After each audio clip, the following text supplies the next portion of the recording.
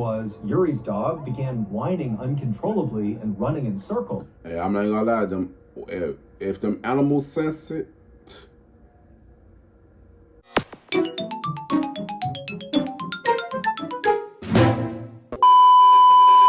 Yo, what's good? What's going on YouTube? It's your boy Kewonis CB, and now I'm back with another motherfucking reaction video. You know what I'm saying? Today's video I'm going to be getting to Mrballen, the most extreme story of revenge I ever told. You know what I'm saying? Shout out to the person that told me to be at this. Shout out to y'all. Shout out to y'all. Shout out to you. Like to really give a thumbs up. You don't give a thumbs down because I know why. I really don't care. Just until you want some more reaction videos from me. Or any other videos for me. Make sure you guys go on my channel, take my videos. My videos to my channel, go ahead and click that subscribe button. You know what I'm saying? Yeah, subscribe. Let's get straight into this video, man. Let's get it. Yeah, let's get it. Full screen, let's go. Today's story is yet another reminder that the woods, especially at night, are not a safe place. Hell no, it's not. Before we get into that story, if you're a fan of the strange, dark, and mysterious delivered in story format, then you come to the right place because that's all we do, and we upload once a week. So if that's of interest to you, please purchase a huge billboard that's located right across the street from the Like Button's house, and every month put on it a new spoiler for one of the Like Button's favorite TV shows, movies, or video games. Also, please subscribe to our channel and turn on all notifications so you don't miss any of our weekly uploads. Okay, let's get into today's story.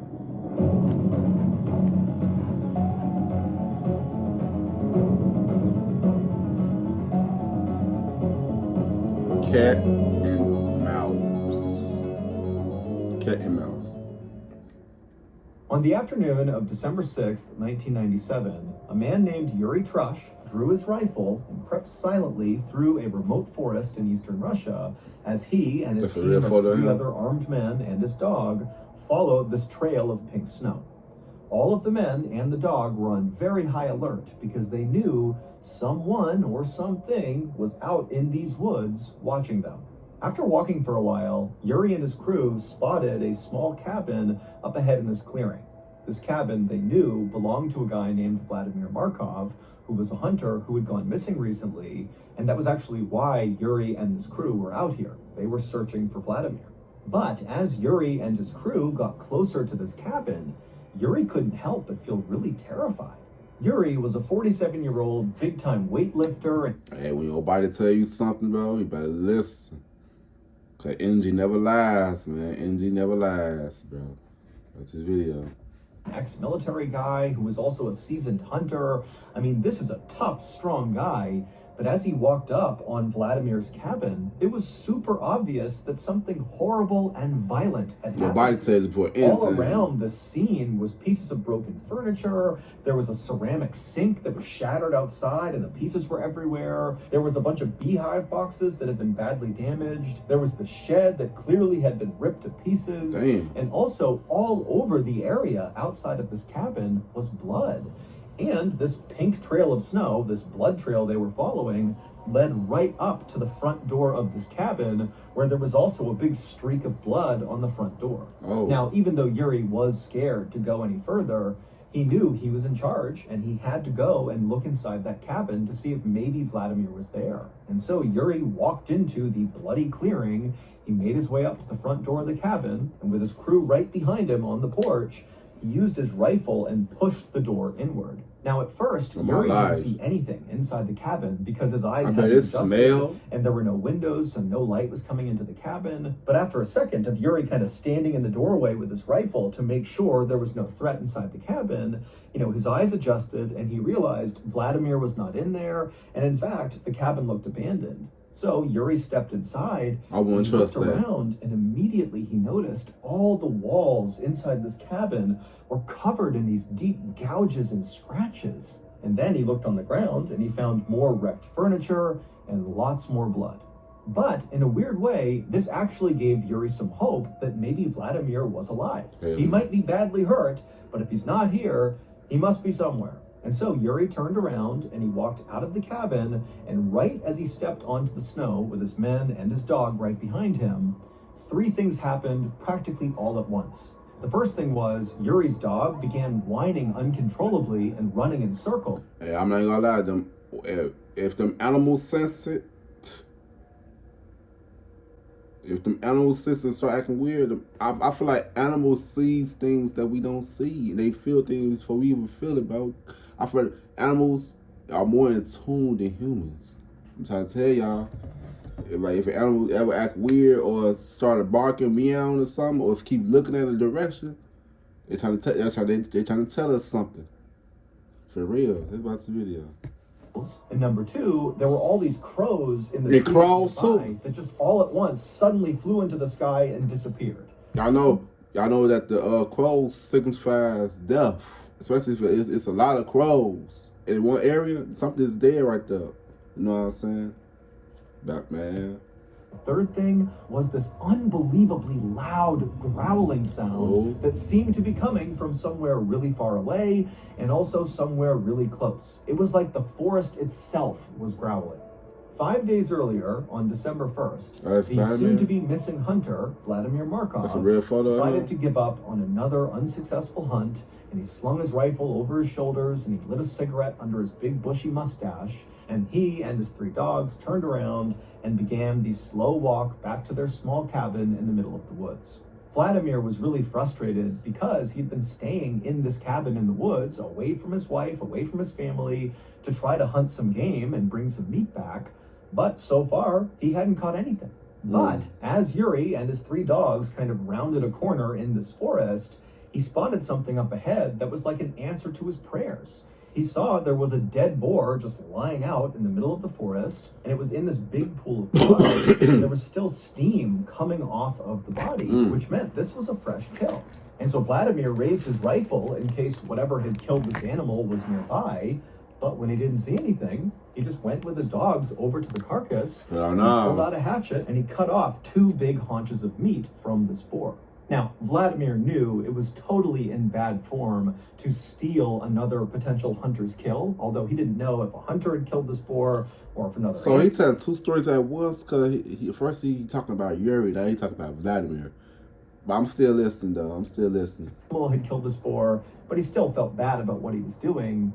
However, Vladimir was desperate. He didn't have any meat, and here it was, so he took the opportunity. After Vladimir had wrapped up this meat and put it in his bag, he and his 3 dogs jogged the last few miles back to the cabin, and when they got there, it was basically pitch black outside. Now, Vladimir was not scared of the forest at night, but he knew there were predators out here at night, so he needed to act quickly. So he rushed over to his small shed that was right outside of his cabin, and he put the boar meat inside, shut the door, and locked it, and then he turned to go into his cabin to retire for the night.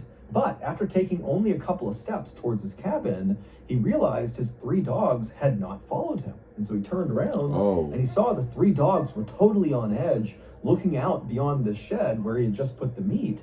They were kind of looking out into the dark forest. Now remember, they see it. They see. They see something. There's no visibility. And so Vladimir grabbed his flashlight and he shined it kind of roughly in the direction that the dogs were looking, like they had seen something. Man. He's shining his light, but all he sees are just dark trees and nothingness. There was nothing there. They see something. Vladimir did his best not to panic, but he couldn't help but feel like there was a predator nearby. It is. And his dogs had picked up on it, and so he just wanted to get inside the cabin and shut and lock the door as quickly as possible. And so he began backing up towards the door of his cabin while calling his dogs towards him, and 2 of the dogs followed. But a 3rd dog just stayed where she was and continued to kind of whine and growl and look out away from the cabin in this direction that all the dogs were looking. But eventually, this dog just took off running into the forest. Vladimir, who loved his dogs, screamed and screamed for this dog to come back. But the dog didn't. And so Vladimir just stood there with his 2 dogs in front of his cabin door, listening to the bark of this 3rd dog getting farther and farther away into the woods. And then suddenly, Vladimir heard his dog start to whimper. And then it was like the forest erupted with the loudest growl he had ever heard in his life. And then there was silence. Vladimir was horrified and just instinctively grabbed the 2 other dogs and stumbled into his cabin and shut and locked the door behind him. Now, Vladimir adored his 3 dogs. Those were his closest friends in the world, and all he wanted to do was run out there and save that 3rd dog. But just based on how loud that growl was, He knew whatever was out there would kill him. And so this was a suicide mission if he went out there. Exactly. And so he decided he would just stay put with the 2 dogs. And he just hoped that his 3rd dog somehow survived its encounter with it always gotta be that whatever one was out animal. He look upset like, damn. If you're enjoying today's story, I enjoy this I story. have exciting news for you. My long-awaited very first book is out he got right now. book? It's called Mrballen Presents Strange, Dark, and Mysterious: The Graphic Story. I gotta get one of his books because Mr. Ballen, he's telling some good ass stories, man. After sitting in his cabin for only a couple of minutes, kind of consoling his 2 other dogs, Vladimir heard more activity outside of his cabin. He heard what sounded like wood splintering and breaking. Now, there were no windows in Vladimir's cabin. However, he had drilled a couple of holes, very small holes, in each of the walls of the cabin so he could look out and use them as hunting blinds. And so Vladimir ran to the hole that looked out the front of his cabin towards where his shed was and where this wood breaking sound was coming from. And when he looked out through this hole, remember, it's the middle of the night, there's no lights outside, so he couldn't really see anything.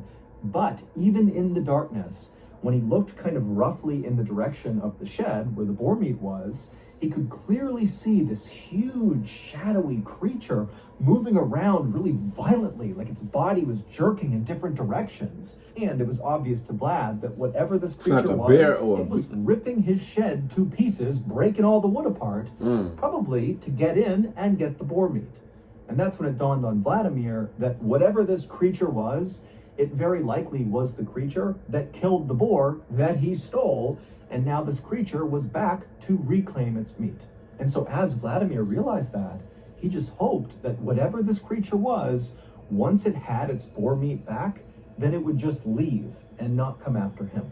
However, after this creature had totally decimated the shed, and so by default had clearly reached... I mean, that's why I can't stay in a wooded area. I can't do it.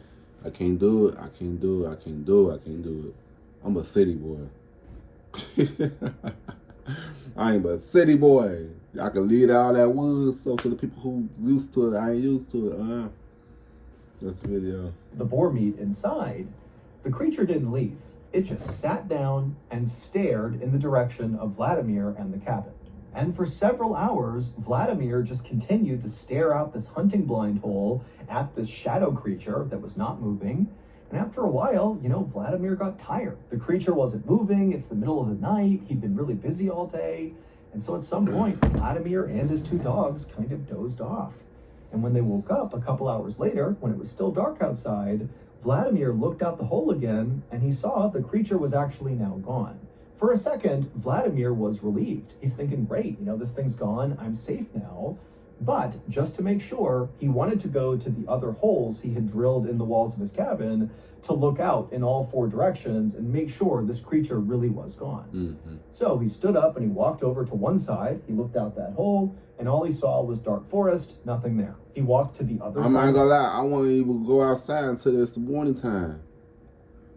Man, I'm not going outside and it's dark as hell out there. That thing out there, hell no. What you do? The cabin to another one of these holes. He looked out it, and again, just dark forest, no creature. Then he goes to the back of his cabin and looks out that hole, and this time, again, he does see just dark forest, but then suddenly something slammed into the wall that he's looking through, and then just as suddenly as this huge collision has happened, as Vladimir is kind of still looking out the hole, this massive yellow eye suddenly lowers down and looks right back through the hole, right at Vladimir. I would have poked in his eye. It was the shadowy creature that had broken into the shed, and it had never left. And this creature, after quickly looking at Vladimir through the hole, it backed up a little bit, exposing its entire face to Vladimir. And Vladimir, who's so scared he can't move, he's just looking out the hole the whole time, he sees this enormous face with all this fur that's covered in blood. It's got these enormous teeth, and its mouth is open, and it's staring right at him like it wants to jump on him and kill him. And then this creature winds up and swipes at the hole and literally rips a bunch of wood off the side of the cabin. And reflexively, Vladimir just grabs his rifle, raises it, and fires a shot through the hole at this creature. And the creature whimpers, turns around, and runs off. Vladimir would stay up the rest of the night, Man. anxiously looking through each of the holes around his cabin, just anticipating this horrible thing to come right back Man. and try to attack him again. But eventually the sun came up and the creature did not come back. And so Vladimir was thinking, okay, now I'm safe. I can go outside and kind of figure out what's happened here and figure out my next move. And so Vladimir grabbed his dogs. He went to his door. He opened it up. He stepped outside and looked around. He didn't see anything. As a precaution, he fired his rifle into the air to scare off any animals that could be nearby. Right. And when clearly, the creature wasn't here, there's nothing here, he's all alone, he stepped down onto the snow and he noticed these huge prints in the snow, which had to be from this shadowy creature that had tried to attack him. But now that it was daylight, Vladimir can look at these prints up close, and he knew what kind of creature this was. This was a Siberian tiger, and this was an enormous Siberian tiger. But that was not the most terrifying part of this discovery. Okay. Instead, it was what Vladimir saw these prints doing. These prints circled around the cabin over and over and over again. Yeah, do it. Which meant the night before, after Vladimir fell asleep, this tiger had come up and basically begun stalking him and his two dogs. It must have known they were in the cabin. And then at some point, maybe the tiger saw Vladimir's eye inside of that little hole he was looking through, and the tiger tried to pounce. But Vladimir's thinking to himself, something's wrong with this Siberian tiger. While Siberian tigers are certainly dangerous to people, they are not known for actively hunting people. That's not something they do. But based on these prints, and just generally based on what Vladimir saw the night before, it seemed very likely that this Siberian tiger was actively stalking Vladimir. But even though Vladimir was totally terrified by this point, the only thought really going through his mind at this point was going out and trying to find his missing third dog. He knew the chances of his dog still being alive were slim, but he had to go look. However, he knew he would need backup in case he ran into this Siberian tiger. So Vladimir put his two dogs on leashes, and then with them in hand, he began running towards his neighbor's house. It would take Vladimir and his dogs about 1 hour to run the 4 miles to his neighbor's cabin. Damn, an hour to get to your neighbor? And his neighbor, whose name was Ivan, he opened the door, and Vladimir practically ran Ivan over, just trying to get inside of his cabin to safety. And then once Vladimir was inside and Ivan had shut the door and he's looking at Vladimir, and then Vladimir just kind of vomited out all the stuff that had happened over the past 12 to 24 hours. And at the end of telling Ivan the story, all this shit happening. Vladimir asked him, "Would you please come with me to go find my dog?" And Ivan, he just stared at Vladimir and eventually just said, "No." Hell no. Then, after a long, awkward silence, Ivan kind of backed up from Vladimir, like he didn't want to be near him. And then Ivan told Vladimir that Vladimir had been marked by the tiger, and now the only hope he had was getting as far as humanly possible away from this tiger, because that tiger is never going to stop, and it's going to eventually track you down and kill you. Vladimir felt totally let down, but he couldn't force Ivan to go with him, and so he said, "Okay, I understand." And then Vladimir left Ivan's cabin, he went back outside, and the instant he was back on the snow, one of his two dogs suddenly acted like they had heard something or seen something, and they took off running. Vladimir didn't have a chance to grab the dog's leash, and so he's watching as yet again one of his dogs is disappearing into the forest. Now, Vladimir did not chase after this second dog, because he knew there was this Siberian tiger out there and he couldn't risk, running into it by himself. And so again, it totally pained him to watch his beloved dog vanish into danger, but he really couldn't do anything about it right then. And so instead, Vladimir spent the rest of this day going cabin to cabin all over this area, asking all his neighbors, please come with him to help him track down his dogs. But each of the people he spoke to just said no for the same reasons Ivan did. They said, "Vlad, you have been marked by the tiger. Bro. I'm not going out there with you." But it could be a lot. Look, that little Siberian tiger, we gotta kill that little motherfucker. You know what I'm saying? Y'all let this one little creature scare y'all? Nah. We killing that motherfucker. We slicing and dicing that hoe. We eating that up. You know what I'm saying? Nah, that shit won't scare us. If it's a lot of us, it takes the time. Man, people need to learn how to sit together. You know what I'm saying? For real. And get them. And so finally, as darkness began to fall, Vladimir and his one remaining dog just gave up trying to get help, and they turned around and began walking back towards their cabin. It was nearly pitch black by the time Vladimir and his dog arrived at the cabin, and when they got there, even though he could barely see anything, Vladimir knew something was terribly wrong. Vladimir's outdoor sink, which sat right outside of his cabin, was broken to pieces, like something had smashed it. And then also all of his beekeeping boxes had been broken apart, and there were obvious teeth marks all over it. Now, these two things had not happened when he had left that morning to try to go get help, which meant very likely the Siberian tiger had come back and done this damage, and very likely was still in the area. And so all Vladimir is thinking is, I have to get in my cabin as fast as possible and shut and lock that door. And so Vladimir grabbed his last dog, and very carefully he maneuvered his way through all the wreckage. He went up to his front door, and as he's about to open it up, he hears whimpering. And it sounds like one of his dogs who's gone missing, and the whimpering is coming from inside of his cabin. And so without any hesitation, Vladimir flung the door the rest of the way open, and he looked inside, and he couldn't see anything at first, but then he noticed there was this kind of pile of broken up furniture from the day before, and the whimpering appeared to be coming from underneath it. And so Vladimir rushed over and he began moving the furniture out of the way, and sure enough, underneath it, he finds one of his missing dogs who's been very badly hurt, but who is still alive and who is whimpering. And so Vladimir, he's so happy that one of his dogs is okay, and he grabs his dog, but unfortunately for Vladimir, this was a trap. Now, we don't know this for sure, but the leading theory is this Siberian tiger actually set this trap on purpose to catch Vladimir. Damn. It's believed that this tiger wounded the dog so the dog would begin to whimper, luring Vladimir out, at which point the tiger could pounce. 4 days later, that armed search party led by Yuri arrived at Vladimir's cabin. They found it destroyed with blood everywhere. They went inside, there was nothing there. They came back outside, and that's when Yuri's dog began running in circles, and the crows flew into the air, and they heard that deafening roar like the whole forest was roaring. Well, that was the sound of the Siberian tiger. Luckily, though, Yuri was not just some rugged outdoorsman.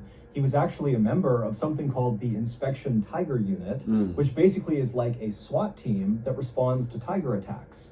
And so when Yuri heard this unbelievable roar, he just started walking straight towards it. But with every step Yuri and his team took into the forest, the roars coming from this tiger faded farther and farther away from them. But at the same time, Yuri began to notice on the ground little scraps of clothing. And so Yuri and his team, instead of trying to follow this roar, they just began following these bits of clothing. And these scraps eventually led them to a big clearing in the forest, and in this clearing were these two big red circles in the snow. And so Yuri and his men carefully approached these circles, and when they realized what was in them, they just stood there in silence. In the center of the left circle was a heap of Vladimir's clothing, and then underneath them were just bits and pieces of Vladimir, like he was ripped apart into different pieces and kind of piled up in this circle. And in the other circle, the right circle, was Vladimir's head, and it had been completely skinned. And after seeing this, Yuri and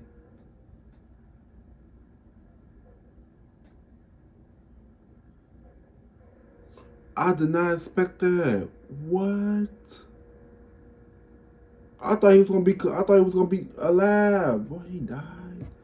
many other people have come to the conclusion that this Siberian tiger attacked Vladimir just for revenge.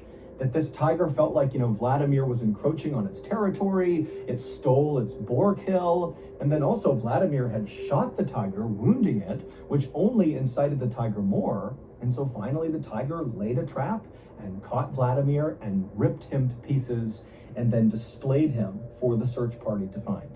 Yuri and his team would eventually find and kill this Siberian tiger. But by this point, the tiger had actually managed to kill at least one other hunter, and very much in the same way it killed Vladimir, by luring this hunter into a trap, and then pouncing and killing, and ripping the hunter to pieces, and then displaying them, basically warning other hunters not to come in here. And while the death of this tiger certainly made Yuri and other people living in this area feel more safe, at the same time, Yuri has been told by other locals that unfortunately now, because of his brush with this tiger, he has been marked by the tiger, just like Vladimir. But he did. And so, according to legend, at some point, unless Yuri goes far, far away, he's going to be tracked down and killed by a tiger. What? Okay. Just a reminder, my very first book, Mrballen Presents Strange... Okay.